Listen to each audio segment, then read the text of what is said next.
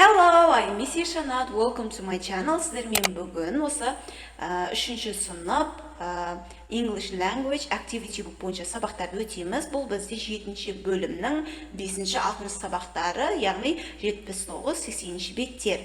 Енді мынау тапсырмаға мән беріңіздер. Exercise number 1. Look, read and circle. Яғни қара, оқы және де дөңгелекте дейді. Мына жерде қандай сөздер бар? Осы сөздер біз кітабында өткенбіз, People's Book'ында. Мысалға, осының дұрыс ағылшынша атауын табуымыз керек екен. Мысалға, бірінші есік. Есік дегеніміз ол бізде ағылшынша door. Floor дегеніміз ол бізде еден еді. Екіншісіне қараңыздар, бұл бізде шатыр. Шатыр ол бізде қалай болады деді. Қанекей, астарына осы видеоны тоқтатып қойып, астына комментария бөліміне жазып кетіңіздер, міндетті түрде тексеретін боламын. Бұл бізде шатыр roof болады. Үшіншісіне қараңыздар, бұл бізде еден. Еден дегеніміз ол бізде floor. Екі о болып тұр, floor болмайды, floor деп оқисыздар. Төртіншісі ол бізде, бұл терезе, ол бізде window болады. Window дегенді белгілейміз. Бұл бізде не екен? Бұл бізде мұржа. Мұржа дегеніміз chimney деп аталады. Chimney. Ал бұл бізде қабырға. Қабырға дегеніміз бізде wall. Wall, Exercise number 2. Қараңыздаршы. What's missing? Не қалып кеткен? Read, draw and color. Оқы, сал және де боя дейді. Енді бұл жерде біз мына сөздер берілген, бөлмелер туралы, сосын не қалып кетсе, соның суретін мына жерге саламыз. Өйткені бізде сал деп қойған, draw, сосын боя деп қойған, сосын бояйсыздар. Енді бірінші суретін салып алайық. This is my house. Бұл менің үйім. There are, бар деп тұр, Two orange roofs, яғни екі orange қызғылт сары, оранжевый деген сөз, екі қызғылт сары. Roofs деген сол бізде міне шатыр. Екі қызғылт сары шатыр бар екен. Яғни екі шатыр бар, дұрыс. Енді бұның түсін неге бояйсыздар? Orange. Не түске бояйсыздар? Orange, қызғылт сары түске бояйсыздар, Ұмытпаңыздар, мынаны және де мынаны қызғылт сары түске бояйсыздар. Келесі, 4 red chimneys, яғни 4 қызыл, не дейді? Мұржа дейді. Бұл бізде мұржа тұр. Енді бізге тағы төртеу, екеу салуымыз керек. Бұл бізде екеу ақтыр екен, Тура осылай қылып мұржа саламыз. Сосын мына жерге де бір мұржа салайық, Слай. Енді бұның түсі қандай екен? Red. Қызыл түс дейді. Бұны неге қандай түске бояйсыздар? 1, 2, 3, 4. 4 red chimneys. Яғни бұны red, қызыл түске бояйсыздар. Осы мұржаларды. Келесі 3 blue doors. Яғни үшеу көк, үш көк doors, есіктер. Үш көк есіктер. Бізде 1 door, 2 door. Яғни мұна жерге тағы бір есікті салсақ болады екен. Енді менде қисық кетеді, бірақ сіздер әдемілеп салсаңыздар болады, Стайтыны бар деп қойып. Яғни бұл түс бізде blue. Blue дегеніміз бұл бізде қандай түс екен? Көк түске бояйсыздар. Blue, яғни көк түс. Мынаны көк түске, мынаны көк түске, мына есікті көк түске бояйсыздар. Келесі 5 green windows, яғни 5 жасыл терезелер. 1 window, 2 windows, 3 windows. Енді бізге 2 терезе жетіспей жатыр екен. Мына жерге салсақ болады ма? Так, 1, 2, 3. Енді мына жерге бір терезе салайық. Осылай 4 терезе. Сосын мына жерге де слай бір терезе саламыз. Бұл бізде 5 терезе. Ал бұны біз неге бояймыз? Green.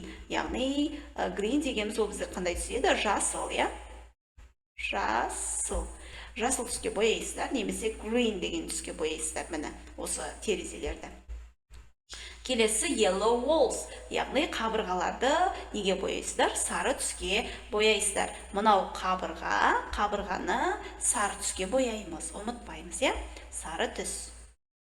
Yellow деген сөз. Сары түске қабырғаны бояйсыздар. Осымен бұл тапсырма бітті. Бірінші 5-ші сабағымыз келесі 80-ші беттегі осы lesson 6 6-ші сабаққа келдік. 6-ші сабақ exercise number 1, look and complete with next to, in front of and behind match. Яғни қара және де толықтыр осы демеуліктермен дейді. Бізге мысалға next to жанында, in front of қарама қарсы, behind артында деген сөз, match сәйкестендір дейді бізге. Яғни сәйкестендір дегенде мысалға бүйтеміз. Мына әріптер тұр ғой, қайсы сурет, мына сөйлем берілген, осы сөйлемге байланысты дұрыс болатын болса, осы суреттегі әріпті, осы жерге, мына жерге жазатын боламыз. Мысалға қараңыздар. Біріншісі F деп қойыпты. Не үшін? Бірінші сөйлемді оқып көрейік. There are shoes. Нелер бар? Аяқ киім бар дейді. Бізде аяқ киім бар. Behind the door. Ненің артында, есіктің артында аяқ киімдер бар. Екі жұп аяқ киім. Ол бізде аяқ киім деп айтамыз. Немесе ботинка, бәтеңке деп айтамыз. There are shoes behind the door. Есіктің артында аяқ киімдер бар. Яғни ол бізде қай сурет екен? Мына F сурет. Сол себепті мына F-ті осы жерге жаздық. Ал мына жерде біз нені қойымыз керек? Мынау жанында, алдында, қарама-қарсы бетте, алдында немесе артында деген осы үш демеулікті сөйлемге заттар қай жерде тұр, сол орналасу бойынша жазамыз. Енді екіншісін қараңыздар. Мынау есік, есіктің артында бәтеңке тұр. Ол бізде не болды? Behind болды. Дұрыс па? Сол себепті мына behind деген сөзді мына жерге жаздық. Енді екіншісін қараңыздар. There is a mat. Яғни мұнда кілемше бар. The bed деп қойыпты, төсек деп қойыпты. Енді қараңыз, төсек мынау алдында тұр екен, кілемше төсектің алдында тұр. Енді алдында деген сөз қайсы? In front of қарама қарсы. In front of, there is a mat, and in front of дегенді жазамыз. In front, мына сөзді, In front of the bed. Енді қайсы сурет екен бұл? Бізде D суреті, мына жерге D деп осылай жазасыздар. There is a mat in front of the bed.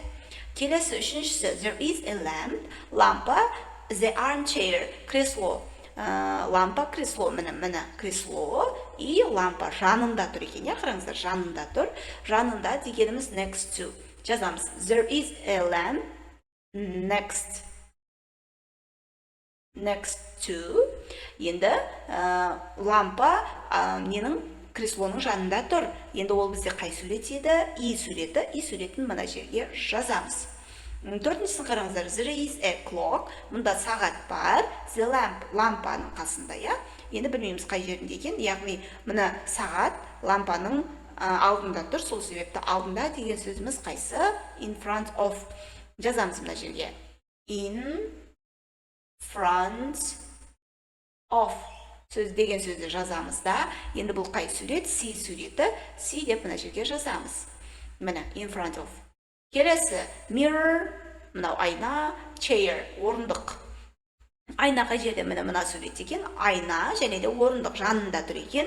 Сол себепті жанында дегеніміз next to дегенді қоямыз. Сонда next to дегенді жазасыздар да. Бұл қай сурет еді? A суреті. Мына A суретін мына жерге жазамыз. Енді соңғысы there are two boxes. Екі қораптар. Мына екі қораптар бар екен. Ол ненің артында тұр? Диванның артында, sofa. Енді артында деген ол бізде behind болады, дұрыс па? Енді бұл жерге behind деген сөзді жазамыз. Behind. Міне, енді бұл бізде қай сурет? B суреті. Міне, B деп мына жерге жазамыз. There are, мына B суреті ғой, B деген әріп, There are two boxes. Мұнда екі қораптар бар, диванның артында. Диванның артында екі қорап бар дейді. Мына суретте. Міне екі қорап, мынау диван. Жалпы түсінікті болды деп ойлаймын.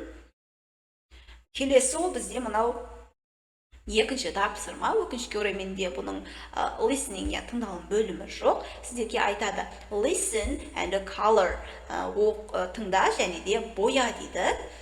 Яғни сіздер мына заттар бар ғой осы жерде, соны түстерге бояйтын боласыздар. Ал мен сіздерге көмектесемін.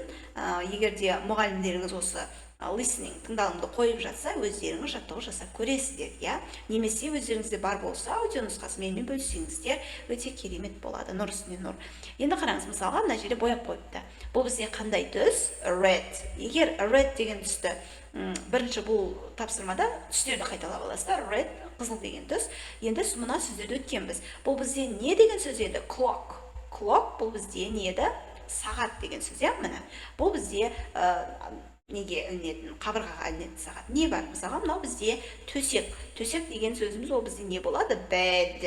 Bed деген сөзді естісеңіздер, сосын түсін аңғарасыздар, иә. Мына осы. Енді bed төсек. Міне стрелка қойып қояйын. Мысалға, мынау бізде не сөз бар еді? Chair. Бұл бізде орындық деген сөз. Егер мынандай chair деген сөзді деген сөзді не қылсаңыздар, естісеңіздер, ол бізде орындық, сосын түсін бояйсыздар. Тағын мынау не бар еді? Мынау бізде шкаф бар екен, иә? Осылай өздеріңіз жасайсыздар. Бұл бізде осылай жасайсыздар. Енді сонымен жалпылама түсінікті болды деп ойлаймын. Осы екінші тапсырма. 5-ші 6-шы сабағымыз бізде осы аяқталды. Келесі жолы мен міндетті түрде осы 7-ші 8-ші сабақты салатын боламын. Менің арнама тіркеліп, лайк басып, комментарий жазып кетуді ұмытпаңыздар. Және де қай кітап бойынша немесе қай бет бойынша сабақ салғанды қалайсыздар, сол бойынша да жазып кетіңіздер. Сабағым түсінікті болды деп ойлаймын. Our lesson is over. Goodbye.